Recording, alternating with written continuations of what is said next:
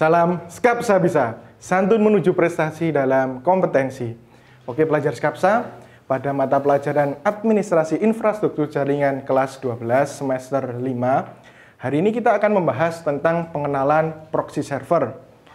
Apa itu proxy server, manfaatnya seperti apa, dan kelebihan keunggulannya seperti apa, akan kita bahas pada video kali ini. Untuk itu, mari kita simak materi berikut ini. Baiklah pelajar Skapsa, kita mulai langsung materi pengenalan proxy server. Perlu kalian ketahui, kompetensi dasar materi proxy server terdapat pada KD 3.12, yaitu mengenai mengevaluasi proxy server. Adapun tujuan pembelajaran pada video pembelajaran kali ini adalah yang pertama, saya berharap setelah kalian melihat dan memahami materi pada video kali ini, kalian dapat mengerti proxy server itu apa, kemudian memahami manfaat dari proxy server, yang ketiga kelebihan dari proxy server, dan yang terakhir kekurangan proxy server. Untuk mempersingkat waktu, langsung saja kita mulai. Nah, sebelum itu saya akan mengajak kalian untuk melihat sekeliling saat ini, ya. Di masa COVID-19 ini, perkembangan teknologi informasi sangat pesat dimanfaatkan oleh hampir semua bidang. Tidak terlepas juga bidang pendidikan, seperti yang kalian alami. Karena COVID, kita tidak bisa melakukan pembelajaran tatap muka. Akhirnya, kita harus memanfaatkan teknologi yang ada. Kalian melakukan pembelajaran dengan memanfaatkan internet. Internet semakin hari semakin dibutuhkan. Tiap bidang pasti membutuhkannya, dan itu semakin meningkat. Nah, muncullah permasalahan baru, bagaimana pengamanannya, bagaimana keamanannya, bagaimana cara mengawasinya, dan seterusnya. Nah, proxy server ini yang akan kita bahas pada materi kali ini adalah jawaban. Bagaimana mengawasi, bagaimana memberi keamanan, dan seterusnya.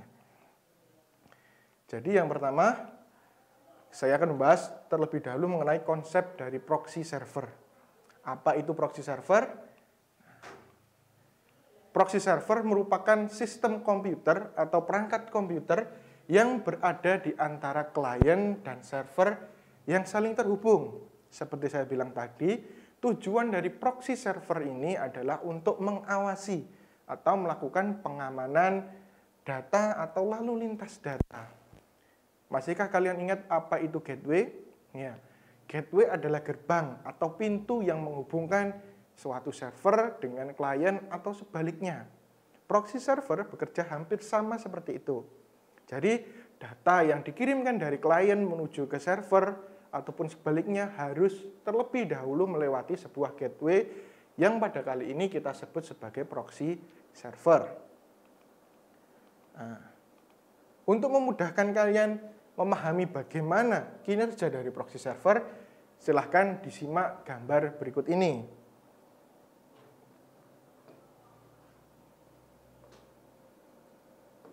Nah, di sini ada kumpulan klien. Lalu di sebelah sini ada kumpulan server. Ketika klien meminta data ke server, dia harus terlebih dahulu melewati proxy. Ya. Demikian juga sebaliknya. Ketika server mengirimkan data kepada klien, dia juga harus melewati proxy.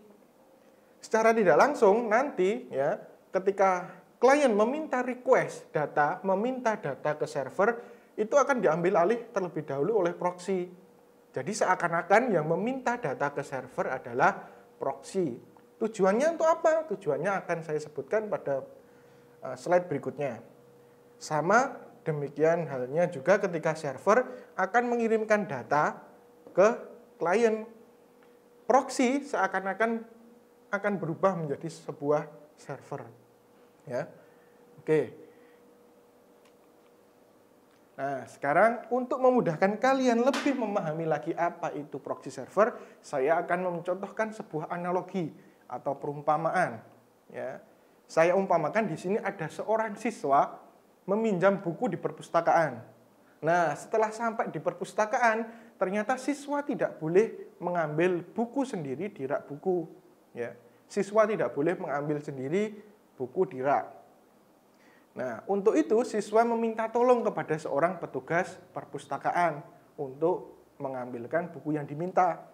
Tentu siswa itu akan memberikan kode buku, judul buku, atau informasi yang lain tentang buku yang diinginkan. Dan yang terakhir, petugas akan mengambilkan buku sesuai dengan permintaan siswa. Jika kita lihat analogi ini, perumpamaan ini, ya, siswa ini bisa kita ibaratkan menjadi sebuah klien. Ya. Klien akan meminta data kepada sebuah server. Pada analogi ini, server kita analogikan sebagai sebuah perpustakaan. Ketika siswa meminta buku ke perpustakaan, harus melewati dulu proksi. Nah, tugas proksi di sini diambil alih oleh petugas. Ya. Siswa harus meminta dulu kepada petugas, baru petugas mengambilkan buku ke rak, setelah itu diberikan ke siswa. Nah, petugas ini kita sebut sebagai proksi. Apa tujuan adanya petugas ini? Ya, jadi biar tidak salah. Ya, buku atau informasi yang ada di server, ya, jadi tidak salah.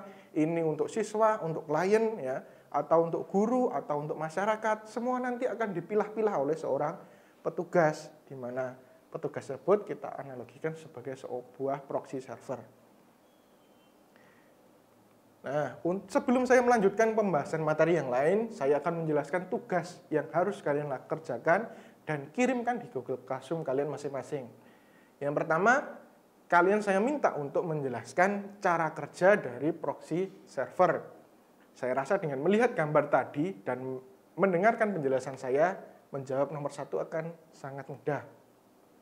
Yang kedua, jelaskan dampak positif dan negatif dari penggunaan proxy server. Ya, tiap kali penggunaan pasti ada kelebihan dan kekurangannya. Silahkan dijelaskan nanti. Dan yang terakhir, berikan pendapat kalian mengenai mengapa ya di zaman sekarang proxy server ini sangat dibutuhkan di jaringan internet.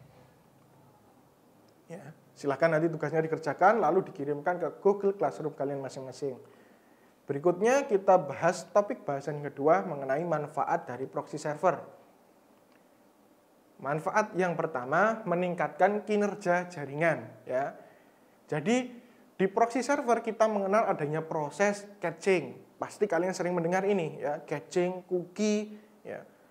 Yaitu merupakan proses menyimpan cookies dari situs-situs yang pernah dikunjungi. Apa itu cookie? Apa itu caching? Ya. Jadi cookie merupakan rekaman, ya, rekam jejak kalian, aktivitas kalian yang kalian lakukan di suatu website, semuanya akan tersimpan di cookie. Ya, cookie ini nanti akan disimpan di proxy server. Jadi ketika kalian mengunjungi sebuah situs yang sudah pernah kalian kunjungi, kalian tidak perlu lagi diarahkan ke server luar, server utamanya, cukup diakses di cookie tadi. Saya ambil contoh, misalkan kalian mengunjungi bola.net. Ya. Di sana kalian akan ditanyai terlebih dahulu biasanya, maukah kalian mengikuti cookie? Jika kalian centang, segala aktivitas kalian di website bola.net akan terekam. Nah, rekaman itulah yang nantinya digunakan ketika kalian lain waktu ya akan mengakses situs bola.net lagi. Rekaman itu yang diperlukan. Metode ini, proses caching ini dimanfaatkan untuk menghemat bandwidth. Kenapa? Karena tidak perlu lagi mengakses ke server utama, cukup ke proxy server. Nah, sehingga kinerja jaringan akan meningkat. Manfaat yang kedua adalah filter permintaan. Ya, proxy server memiliki fitur filtering yang dapat digunakan untuk membatasi akses dari klien. Nah, ini sering kita jumpai ya. Ketika kita ada beberapa situs yang dilarang, tidak boleh ditampilkan, maka kita dapat memanfaatkan fitur yang ada di proxy server ya, untuk tidak menampilkan situs-situs tersebut kepada klien. Lalu yang ketiga, manfaatnya adalah menjamin keamanan komputer. Seperti kalian tahu tadi di gambar, proxy server itu ada di tengah-tengah, di antara sebuah server dan sebuah klien. Lalu lintas data dapat awasi. Jadi apa? Keamanan tentu akan sangat terjamin. Serangan virus, ya, gangguan dari malware itu akan dapat diatasi dengan penerapan proxy server. Oke, kita lanjut. Yang ketiga, kita akan membahas kelebihan dan kekurangan dari penerapan proxy server. Tentu kita bahas dulu yang pertama kelebihannya. Kelebihan yang pertama, keamanan jaringan lebih terjaga. Seperti saya bilang tadi, dengan adanya proxy, ada sistem yang mengawasi. Virus, gangguan dapat teratasi, dapat dilihat, ya, dapat terjaga keamanannya. Berikutnya, pengaksesan kembali lebih cepat. Ya, ini merupakan fitur dari cookies tadi. Jadi kita tidak perlu mengakses server utama ketika sudah pernah mengakses suatu situs atau website, cukup ditampilkan akses yang ada di cookie yang disimpan di proxy server tadi. Yang ketiga, fasilitas filtering. Nah, fasilitas filtering ini ya yang banyak sekali diterapkan. Kita pengen memblokir, misalkan pada jam kerja, Facebook tidak boleh diakses, YouTube tidak boleh diakses. Kita bisa manfaatkan fitur filtering yang ada di proxy server. Berikutnya kita bahas mengenai kekurangan proxy server. Nah, yang pertama pengaksesan situs baru lebih lambat. Mengapa? Karena tadi klien ketika akan meminta data ke server itu harus melewati dulu proxy server. Ya, jadi ada tahapannya. Misalkan tidak ada proxy server tentu lebih cepat. Nah, untuk proxy server salah satu kekurangannya itu tadi, akses baru lebih lambat karena harus melewati proxy dulu. Kemudian, nah ini sering kali dialami oleh admin, ya, admin jaringan. Ketika kita tidak melakukan update terhadap server proxy, ya, ini berpengaruh ke klien. Tampilan situs, tampilan website yang ada tidak akan terupdate. Ya. Jadi tetap tampilannya lama, harus diupdate dulu.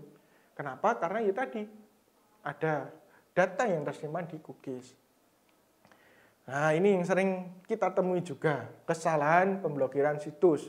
Pernah kalian mendengar atau melihat Nawala Project? Nah, itu merupakan project yang dikembangkan oleh Kominfo. Ya. Tujuannya untuk apa? Untuk membatasi akses internet masyarakat terhadap beberapa situs yang ilegal, dilarang. Nah, dengan proxy ini, ya, kita dapat melakukan itu.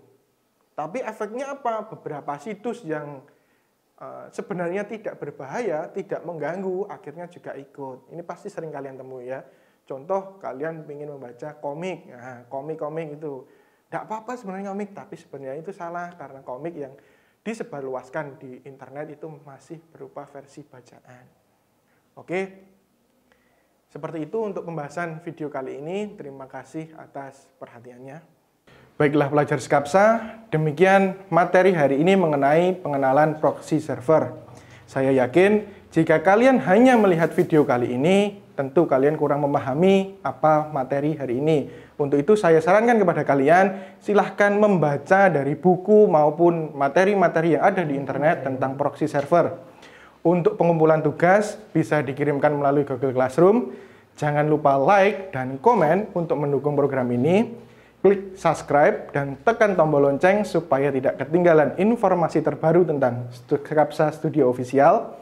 Dan share jika menurut kalian video ini bermanfaat untuk orang lain. Sampai jumpa di video selanjutnya. Salam Skapsa Bisa. Sekolah Berbudaya Industri berkarakter wirausaha menjadi idola sekediri raya.